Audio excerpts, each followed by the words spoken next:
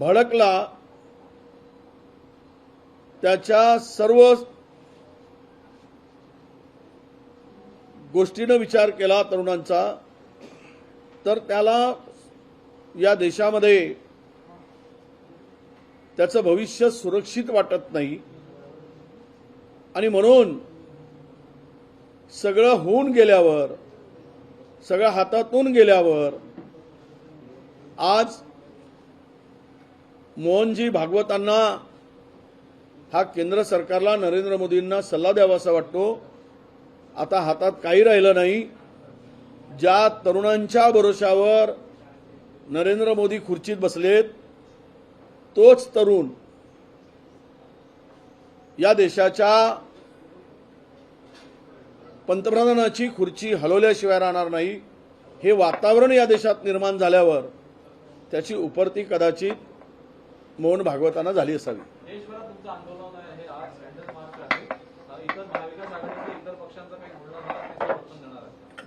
नाही, आम्ही तरुणांच्या प्रश्नासाठी जो कोणी विरोधी आमच्या महाविकास आघाडीतील घटक पक्ष आंदोलन करेल त्या सर्व आंदोलनाला आमचा पाठिंबा राहील। आम्ही करू तर त्यांचाही पाठिंबा राहील, अशा प्रकारची भूमिका आमची ठरली आहे। खरं तर हे सरकार घोटाळेबाजाचं सरकार महाराष्ट्रात आहे।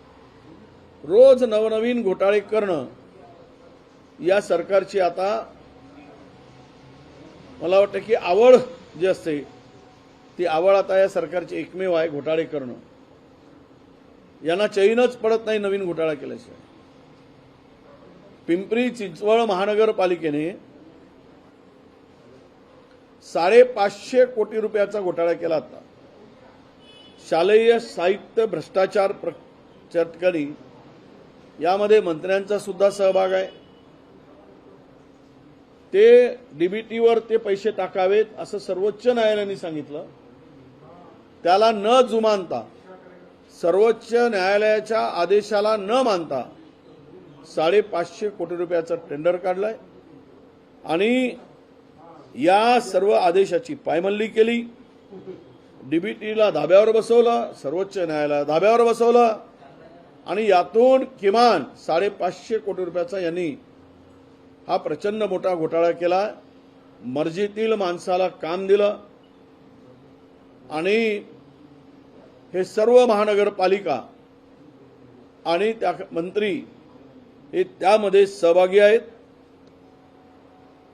याची सर्वकष चौकशी करण्यासाठी आम्ही मुख्यमंत्र्यांना पत्र लिहू आणि या घोटाळ्यामध्ये दोषी जे जे आहेत त्यांच्यावर कारवाई झाली पाहिजे तशी मागणी करू आणि डिसेंबरमध्ये अधिवेशनात सुद्धा हा विषय नक्कीच चर्चेला येईल। पण रोज घोटाळे होऊन सरकारी तिजोरीची लूट हे टक्केवारी सरकार करत आहे आणि यांना जनतेची चिंता अजिबात नाही। टक्के वसूल करण्यात यांना सर्वोच्च आनंद मिळतो, हेच या सगळ्या प्रकरणावरून दिसून येत आहे। परवा पंतप्रधानांनी एक व्हिडिओ रील टाकला होता की 350 मिलियन पेक्षा जास्त व्हायरल झालं, त्याला पुन्हा प्रत्युत्तर म्हणजे दुसरा व्हिडिओ काल पंतप्रधानांनी टाकला ज्यामध्ये सकारात्मक प्रतिक्रिया आल्या, त्यामुळे कृतज्ञता त्यांनी व्यक्त केली। त्यावर आता राहुल गांधींनी टीका केली आहे। तुमचं काय व्हिडिओ असं आहे की स्वतःचा व्हिडिओ देशातल्या पंतप्रधानांनी कधी आतापर्यंत टाकला नाही। प्रेसला पुढे जाऊन नेहमी आपली बाजू मांडतात, मध्यरात्री हा व्हिडिओ करून टाकायची गरज, पण नरेंद्र मोदींनी हे टाकलं। आता 3.5 म्हणताय, कोणी 4 म्हणू देत। हे सगळे रिचेस, हे जेवढे रिच मिळाले हे संपूर्ण मला वाटतं की त्यांच्या IT सेलनी जे बसवले आहेत, जे भाड्याचे तट्टू बसवले आहेत, त्या भाड्याच्या तट्टूनी हे रिच दिलेले आहे। जे पैसे घेतात आणि हे धंदे करतात हे आर्टिफिशियल आहे। हे खरं म्हणजे लोकांनी केलेलं दिसत नाही। आज आम्ही सोशल मीडियावर बघतो, जो पेज उघडला 95% लोक सरकारचा आणि नरेंद्र मोदींचा निषेध करताना दिसत आहे. यावरूनच हे स्पष्ट होत आहे की तरुण अजिबात यांच्या पाठीमागे नाही. हे आलेले रीच हे ऑर्गेनिक नाही, तर हे आर्टिफिशियल आहेत, बनावट आहेत. आणि हे त्यांचा जो सेल आहे पोचलेला, तो सेल हे सगळं करतो आहे.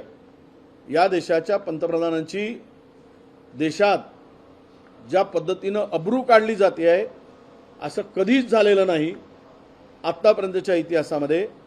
याचं आत्मचिंतन भारतीय जनता पक्षाने केलं पाहिजेत आणि तरुणांच्या भावनाचा पुन्हा अनादर होईल अशा प्रकारे वागू नये असंच आमचं मत आहे. आणि भाजपने यावर टीका